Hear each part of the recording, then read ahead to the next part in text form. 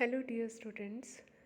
बेटे, आज हम chapter 13 Mahatma Gandhi and the nationalist movement का पार्ट 2 देखने जा रहे हैं। बेटे, पार्ट 1 में हमने देखा था कि किस तरीके से 1915 में महात्मा गांधी की इंडियन पॉलिटिक्स में एंट्री होती है और किस तरीके से वो पहली बार पब्लिक के सामने बनारस यूनिवर्सिटी के उद्घाटन समारोह में जाते हैं। इसके बाद हमने देखा कि किस तरीके से 1917 में चंपारण और 1918 में अहमदाबाद में दो मूवमेंट लोकल मूवमेंट्स में वो पार्टिसिपेट करते हैं और उनको उसमें सक्सेस मिलती है। इसके बाद की कहानी आज हम पार्ट 2 में देखने जा रहे हैं। बेटे, 1914 से 18 के बीच में द ग्रेट वॉर यानी फर्स्ट वर्ल्ड वॉर लड़ा गया था। इस वर्ल्ड वॉर में लगभग सारा देश पार्टिसिपेट कर रहा था। तो इस वर्ल्ड वॉर में ना दो ग्रुप्स बने होते हैं। एक तरफ इंग्लैंड का ग्रुप होता है और दूसरी तरफ जो है जर्मनी, ऑस्ट्रिया, इनका ग्रुप होता है। तो इंग्लैंड वाला ग्रुप ना फर्स्ट वर्ल्ड वॉर में हार रहा होता है। तो इंग्लैंड को इंडिया की हेल्प की ज़रूरत होती है। तो उस टाइम इंडियंस जो थे वो ब्रिटिश गवर्नमेंट की किसी भी तरीके से हेल्प करने को तैयार नहीं थे। तब महात्मा गांधी ने ये बात उठाई थी कि हम इस फर्स्ट वर्ल्ड वॉर में अंग्रेज़ों की मदद करेंगे। हो सकता है कि इंडियन से खुश होकर अंग्रेज़ हमारे देश को छोड़कर चले जाएं। तो गांधी जी के कहने पर फर्स्ट वर्ल्ड वॉर में इंडिया जो है वो अंग्रेज़ों की हेल्प करता है। 1918 में जब वर्ल्ड वॉर ख़त्म होता है तो इंग्लैंड वाला ग्रुप जो है वो इसमें जीत जाता है। तो अब सभी जो नेशनलिस्ट लीडर्स थे या इंडिया था, उन सबको यही लग रहा था कि अंग्रेज़ हमसे खुश होकर हमें आज़ादी दे देंगे। लेकिन ऐसा नहीं हो सका क्योंकि इंडिया अंग्रेज़ों के लिए ना एक सोने की चिड़िया का काम कर रहा था। तो वो इस देश को आसानी से कैसे छोड़ सकते थे। तो उन्होंने ना 1919 में कुछ रिफॉर्म्स पास किए जिन्हें हम 1919 के सुधार या मॉन्टेग्यू चेम्सफोर्ड रिफॉर्म्स के नाम से जानते हैं। तो इन रिफॉर्म्स में जो था ब्रिटिशर्स को पता था कि इन रिफॉर्म से इंडियंस जो है वो खुश नहीं होंगे क्योंकि उन्हें आज़ादी की उम्मीद है और बदले में हम उनको रिफॉर्म्स दे रहे हैं। तो उनको पता था कि इंडियंस इस चीज़ का उनका विरोध करेंगे। तो उन्होंने जल्दी से 1919 में जो था रॉलेट एक्ट पास कर दिया। इस रॉलेट एक्ट को हम वर्ल्ड हिस्ट्री में ब्लैक लॉ के नाम से जानते हैं। रॉलेट एक्ट में क्या हुआ था कि जितने भी हमारी प्रेस थी उसके ऊपर इन्होंने रोक लगा दी। प्रेस गैजेट्स यानी किसी में भी जो है अंग्रेज़ों के अगेंस्ट कुछ नहीं लिखा जाएगा। उनके अगेंस्ट क्या, कुछ भी अंग्रेज़ों के लिए लिखा ही नहीं जाएगा। अब भाई न्यूज़पेपर हमारे देश हमारा, तो हम क्यों नहीं लिख सकते। और साथ में ये भी कहा गया कि अगर कोई अंग्रेज़ों के लिए अगेंस्ट लिखेगा तो हम उसकी प्रेस बंद कर देंगे और उन पर हम उनको जेल में डाल देंगे। कोई ट्रायल नहीं होगा, यानी कोई कोर्ट में पेशी नहीं होगी, सीधा उनको जेल होगी। तो इस बात से ना पूरे देश में हम जो थी एक गुस्से की लहर जो थी वो दौड़ पड़ी। तब महात्मा गांधी के कहने पर पूरे देश में इस चीज़ को लेकर स्ट्राइक की गई। और इसमें जो था पूरे गांधी जी उस टाइम बॉम्बे में थे, तो बॉम्बे से वो दिल्ली आ रहे थे स्ट्राइक के लिए 1919 में। तो महात्मा गांधी को जो था वो अरेस्ट कर लिया गया। और साथ ही पूरे देश में जब गुस्से की लहर आई तो लोगों ने जो था गांधी जी के कहने पर जो था गवर्नमेंट स्कूल कॉलेजेस का बायकॉट किया। स्वदेशी चीज़ों का यानी अपने देश की बनी हुई चीज़ों का उन्होंने यूज़ किया। तो मतलब काफ़ी जोश लोगों में देखने को मिला। सबसे ज़्यादा जोश जो था वो बेटे पंजाब में देखने को मिला क्योंकि पंजाब में सबसे ज़्यादा पार्टिसिपेशन हुई थी फर्स्ट वर्ल्ड वॉर में। तो वहाँ पर सबसे ज़्यादा गुस्से की लहर थी। वहाँ पर ना 2 लीडर्स थे जो पब्लिक में बहुत ज़्यादा पॉपुलर थे और लोग उनको बहुत प्यार करते थे। एक थे डॉक्टर किचलू और डॉक्टर सत्यपाल। तो इनको जो थे लोग बहुत ज़्यादा प्यार करते थे। तो डॉक्टर किचलू और डॉक्टर सत्यपाल को जो था अरेस्ट कर लिया गया था। तो इस चीज़ का विरोध करने के लिए और रॉलेट एक्ट का विरोध करने के लिए लोग जो थे वो पंजाब में जलियांवाला बाग में जो थे वो इकट्ठे हुए। 13 अप्रैल 1919 का दिन था। शांतिपूर्ण तरीके से जलियांवाला बाग में जो थे एक मीटिंग हो रही थी और गांव से बूढ़े बुजुर्ग, बच्चे, जो लेडीज़, ये सब आए हुए थे। तब जनरल डायर जो था वो अपनी आर्मी के साथ वहाँ पर पहुँच गया और उसने जो था जितने भी रास्ते थे उसमें से निकलने के उसने सबको बंद करवा दिया और उनके ऊपर गोलियां बरसा दी। कोई वार्निंग नहीं दी गई और गोलियां बरसा दी, जिसमें कि बहुत सारे लोग जो थे वो मारे गए। तो उससे पूछा गया कि भाई तूने ऐसा क्यों किया, तो उसने एक ही जवाब दिया कि मार्शल लॉ लगा हुआ था और इसलिए मैंने ऐसे किया। हालांकि उसको बाद में हटा भी दिया गया था, लेकिन स्टिल जो था इसमें जो नुकसान हुआ था उसकी भरपाई कभी नहीं हो सकती थी। इस मैस्क्योर से जो था वो गांधी जी को बहुत दुख हुआ और उनको ये बहुत गिल्टी फील हुई कि मेरे कहने पर फर्स्ट वर्ल्ड वार में पार्टिसिपेशन हुई थी और बदले में ब्रिटिशर्स ने हमें क्या दिया, हमें रॉलेट एक्ट दिया, हमें जलियांवाला बाग मजाकर दिया, तो हमें क्या मिला। तो अगले ही दिन उनकी पॉलिसी जो थी वो चेंज हो गई और उन्होंने अंग्रेज़ों के अगेंस्ट एक मूवमेंट चलाया जिसको हम नॉन कोऑपरेशन मूवमेंट यानी असहयोग आंदोलन कहते हैं। ये आंदोलन जो था बेटे 5 फरवरी जो था वो 1920 में 5 सितंबर 1920 में चलाया गया था। इस मोमेंट में जो था गांधी जी ने एक प्रोग्राम रखा था पब्लिक के सामने, जिसमें ये कहा गया था कि हम ब्रिटिश गवर्नमेंट को किसी भी तरीके से कोऑपरेट नहीं करेंगे, यानी कि जो ब्रिटिशर्स कहेंगे हम उसका उल्टा करेंगे, हम सहयोग नहीं करेंगे।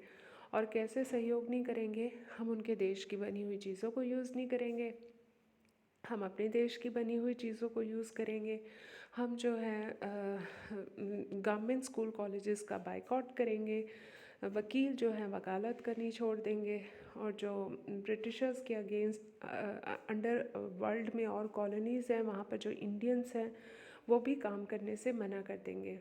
तो लोगों में बहुत ज़्यादा जोश था और पूरे जोश से ये मूवमेंट जो था वो स्टार्ट हो गया।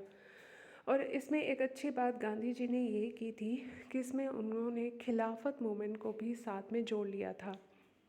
अब ये खिलाफत मूवमेंट क्या था, 1919 में क्या हुआ था बेटे, जब वर्ल्ड वार ख़त्म हुआ था तो उससे पहले जो था 1914 से 18 में जब वर्ल्ड वार हो रहा था तो उसमें टर्की एक मुस्लिम कंट्री है जो कि वर्ल्ड वार में अंग्रेज़ों के अगेंस्ट था और इस वजह से इंडियन मुस्लिम्स जो थे वो वर्ल्ड वार में पार्टिसिपेट नहीं कर रहे थे, क्योंकि टर्की के जो खलीफा थे उनको पूरे वर्ल्ड में सभी मुस्लिम्स अपना हेड मानते हैं।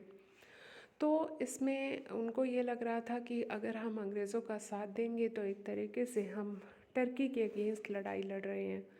तब ब्रिटिशर्स ने इंडियन मुस्लिम्स को ये गारंटी दी थी कि अगर हम वर्ल्ड वार में जीतेंगे तो हम टर्की के साथ कुछ भी बुरा नहीं करेंगे।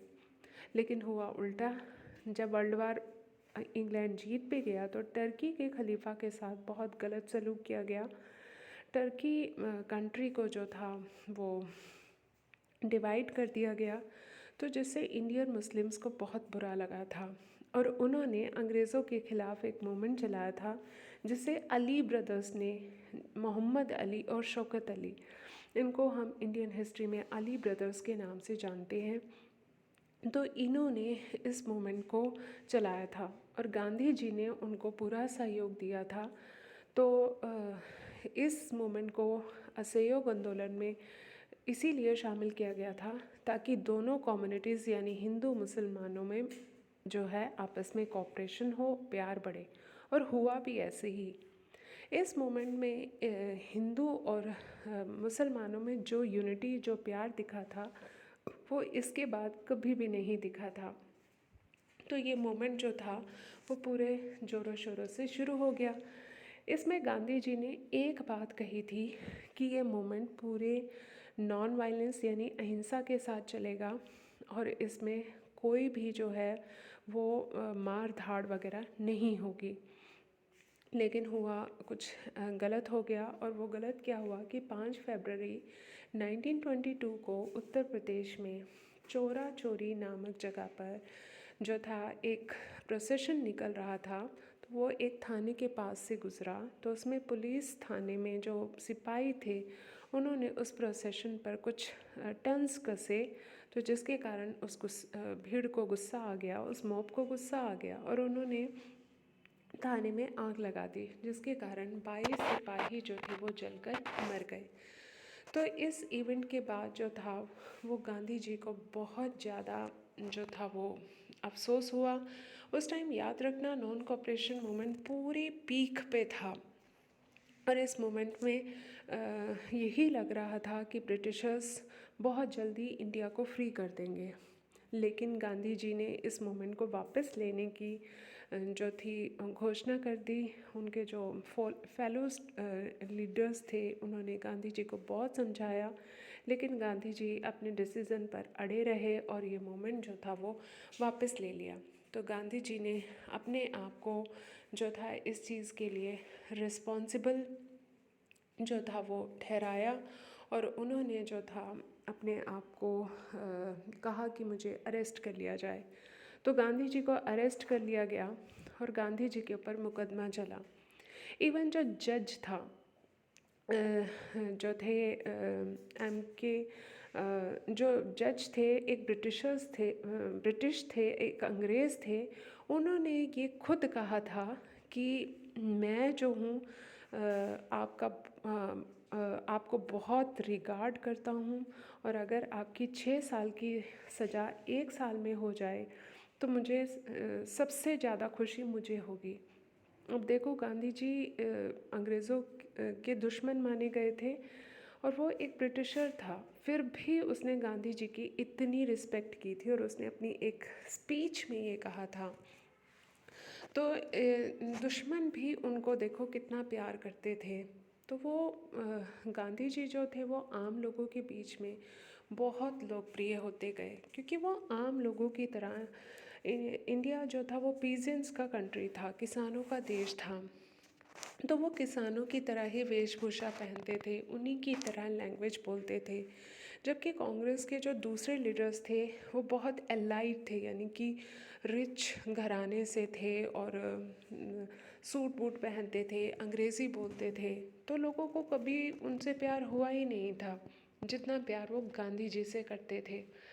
तो गांधी जी जो थे इस तरीके से अपनी इंडियंस के बीच में बहुत ज़्यादा पॉपुलर होते चले गए। इसके बाद क्या हुआ कि गांधी जी जब 1924 में जब गांधी जी जेल से रिहा हुए तो उन्होंने कुछ अपना बाकी का टाइम जो था वो कुछ कंस्ट्रक्टिव वर्क में लगाया। जैसे कि उन्होंने खादी को बढ़ावा दिया, उन्होंने जो था अनटचेबिलिटी को ख़त्म करने पर जोर दिया, हिंदू मुस्लिम यूनिटी पर उन्होंने जो था के लिए उन्होंने काम किया। इसके बाद क्या हुआ कि एक इंडियन पॉलिटिक्स में एक थोड़ा स्टैग्नेशन बना रहा। स्टैग्नेशन मतलब कुछ भी कोई घटना वटना नहीं हुई, सब शांतिपूर्ण रहा, कोई हलचल नहीं हुई। लेकिन 1928 में फिर से इंडियन पॉलिटिक्स में एक तेज़ी दिखाई दी। वो तेज़ी क्या थी कि 1928 में 27 में सर जॉन साइमन की अध्यक्षता में एक साइमन कमीशन अपॉइंट किया गया। इस साइमन कमीशन में 7 मेंबर्स थे और सातों के सातों अंग्रेज़ थे। तो ये 1919 के रिफॉर्म्स की इन्वेस्टिगेशन के लिए आ रहा था। तो इंडियन जो लीडर्स थे पॉलिटिकल पार्टीज़ थी, उन्होंने इस बात को विरोध किया कि इसमें कोई ना कोई इंडियन होना चाहिए, लेकिन ऐसा नहीं हुआ। तो सर जॉन साइमन की अध्यक्षता में ये कमीशन जो था वो बॉम्बे पहुंचा। वहाँ पर इसका विरोध किया गया। पूरे भारत में ये जहाँ जहाँ गया काली झंडियों से इसका वेलकम किया गया, लेकिन इसने इस विरोध के बावजूद भी इसने अपनी रिपोर्ट प्रेजेंट कर दी। इसके बाद क्या हुआ कि इससे जो था कांग्रेस में और बाकी लीडर्स में एक बहुत गुस्सा आया। इंडिया में लोगों को जो था ये बात अच्छी नहीं लगी। तो इसके बाद क्या हुआ कि दिसंबर 1929 में जो था लाहौर में इनकी एक एनुअल सेशन हुआ कांग्रेस का। दिसंबर में इनका एनुअल सेशन होता था जिसमें सारे देश के लीडर्स जो थे वो मिला करते थे। तो इसमें एक एनुअल सेशन हुआ और इसमें ये कहा गया कि आने वाली 26 जनवरी 1930 को हम लाहौर में जो है स्वतंत्रता दिवस के रूप में मनाया जाएगा। तो 26 जनवरी 1930 को जो था लाहौर में रावी नदी के किनारे जो था पंडित जवाहरलाल नेहरू ने जो था तिरंगा फहराया और वहाँ पर ओथ ली गई कि अंग्रेज़ हमें फ्री करे ना करे, हम अपने आप को फ्री मानते हैं। और इस तरीके से और ये भी डिसीज़न लिया गया कि आने वाले मार्च में हम जो है गांधी जी एक और मूवमेंट जो है वो लॉन्च करेंगे और उसमें जिसका नाम जो है सिविल डिसऑबिडेंस मूवमेंट होगा, यानी नमक सत्याग्रह आंदोलन जो है वो इसका नाम रखा जाएगा। तो इस तरीके से ये मूवमेंट जो था वो स्टार्ट हुआ। इसके बारे में अब हम जो है पार्ट 3 में पढ़ेंगे। ठीक है बेटा, thank you, have a nice day.